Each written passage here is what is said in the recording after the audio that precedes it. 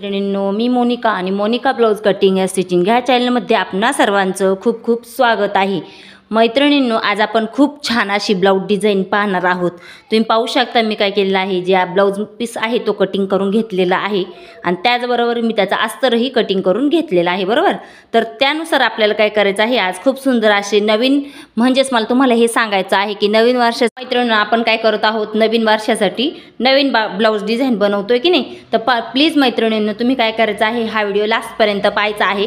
खूप सुंदर आहे, खूप सोप्या पद्धतीने तुम्हाला ही डिझाइन मी बनवून दाखवणार आहे। तर तुम्हाला जर ही डिझाइन आवडली तर आपल्या चॅनलला लाईक करा, शेअर करा आणि सबस्क्राइब करायला विसरू नका। सर्वात प्रथम सबस्क्राइब नाही केलं तरी चालेल, परंतु लाईक करायला विसरू नका, जेणेकरून ज्या मैत्रिणींना ही डिझाइन आवडली किंवा ज्या मैत्रिणींना ही ज्यांच्यापर्यंत ही डिझाइन पोहोचायला हवी त्यापर्यंत तुम्ही जर लाईकचं बटन दाबलं तर नक्कीच तो यूट्यूब काय करत असतं, ही डिझाइन पुढच्या व्यक्तींकडे पाठवत असतं। तर प्लीज प्लीज प्लीज मैत्रिणींनो तुम्ही ना चॅनलला लाईक करायला विसरू नका। त्याचबरोबर तुम्हाला आता ही डिझाइन मी दाखवते, पुन्हा एकदा दाखवते।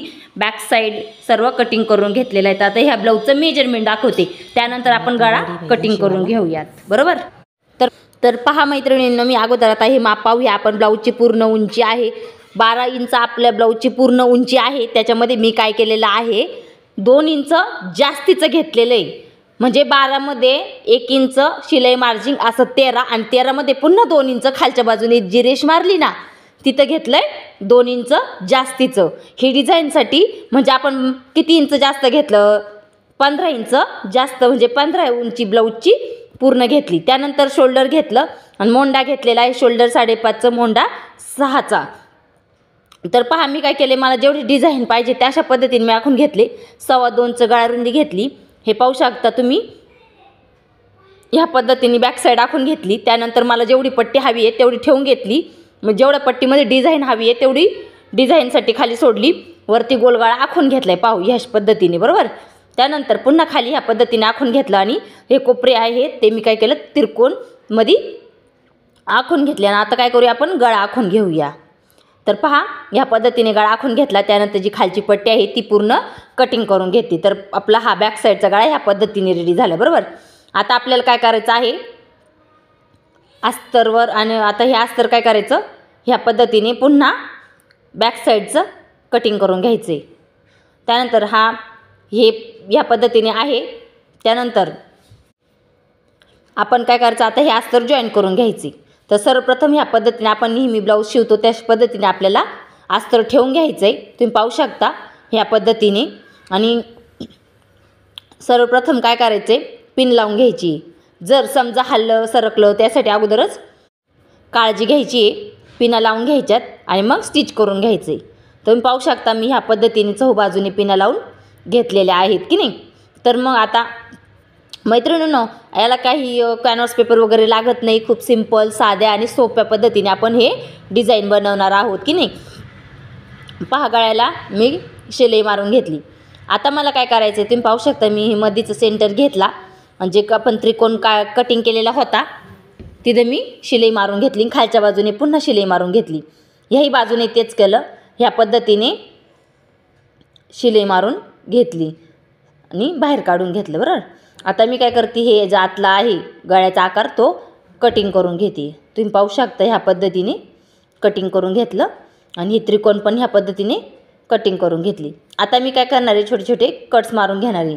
काय आपल्याला हे जो बॅक साईडचा हा भाग आहे ना तो उलटा करायचा आहे, त्यासाठी काय केलं, असे कट्स मारून घेतले, तुम्ही पाहू शकता। त्याच पद्धतीने दोन्ही बाजूला पण ह्या पद्धतीने कट्स मारून घ्यायचे, उलटा करायचा आहे म्हणून आपल्याला हे ब्लाऊज।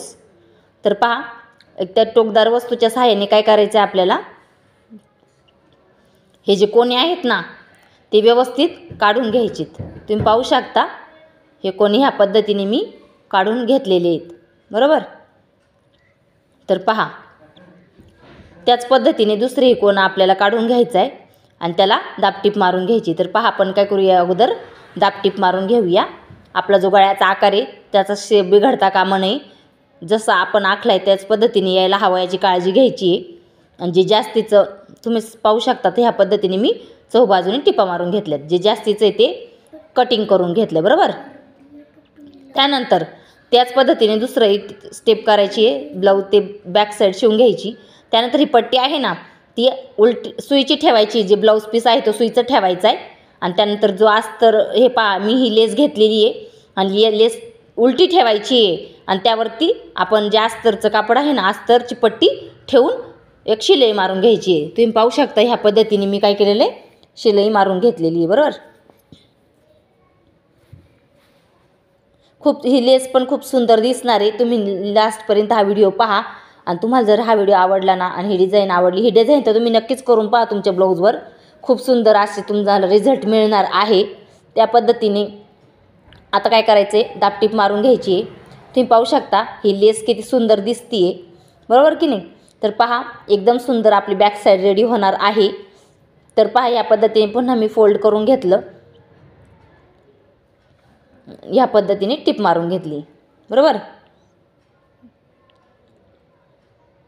हे पाहू शकता तुम्ही. ह्या काही महत्त्वाच्या गोष्टी असतात जे फिनिशिंग यायला हवी, आपले अस्तर दिसू नये याची काळजी घ्यायची. जसं आपण आकार दिलेला आहे बॅक साईडला आपण आखलेलं आहे त्याच पद्धतीने आखलं गेलं पाहिजे. आपले डिझाईनचं जे शेप आहे तो त्याच पद्धतीने व्यवस्थित कटिंग केलं आहे तसंच यायला पाहिजे. तर पहा ही पट्टी रेडी झाली की नाही आपली. आता हे 2 पॉईंट आहेत ती कटपट्टी आपल्याला खालच्या पद्धतीने लावायची. आता हे पण ध्यानात ठेवायचे की आपलं जे बॅक साईड आहे तिचा जो शेप आहे तो जसा आहे तसा यायला हवा, जो पाठीचा भाग असतो. कारण की तुम्हाला एक सांगते मी, ह्या जो बॅक साईड आहे त्याला मागचे टक्स मारणार नाही तरीसुद्धा आपली ब्लाऊज डिझाईन खूप सुंदर अशी रेडी होणार आहे. तर तुम्ही पाहू शकता ह्या पद्धतीने मी काय केलं, पुन्हा असं ठेवून घेणार.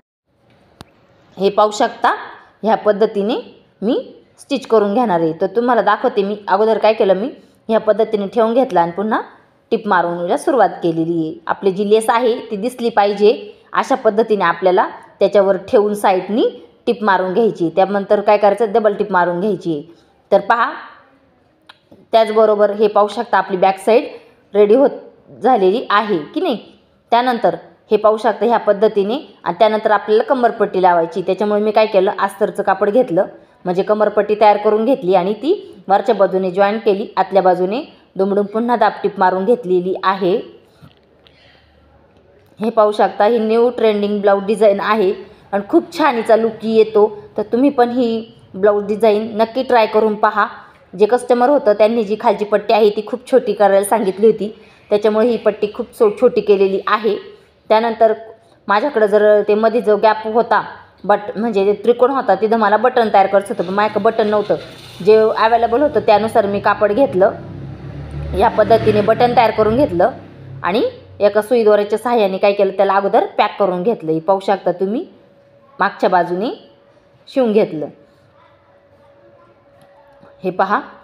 आणि त्यानंतर आता मी खूप सुंदर पद्धतीने आपले हे बटन आता लावून घेणार आहे. तर तुम्ही पण अशा पद्धतीने तुमची ब्लाऊज डिझाईन बनवा. खूप सुंदर माझ्याकडं बटन होतं पण वेगळ्या कलरचं होतं, गोल्डन कलरचं नव्हतं. आणि मग मी जे माझ्याकडे एक फॅब्रिक होतं गोल्डन कलरचं त्याला मी या पद्धतीने कवर करून मग हे आपलं बटन तयार करून घेतलेलं आहे. बरोबर. आणि तुम्ही म्हणाल की बॅक साईडला जर टक्स नाही मारले तर ब्लाऊज परफेक्ट बसतो का? हो, तर बसतो.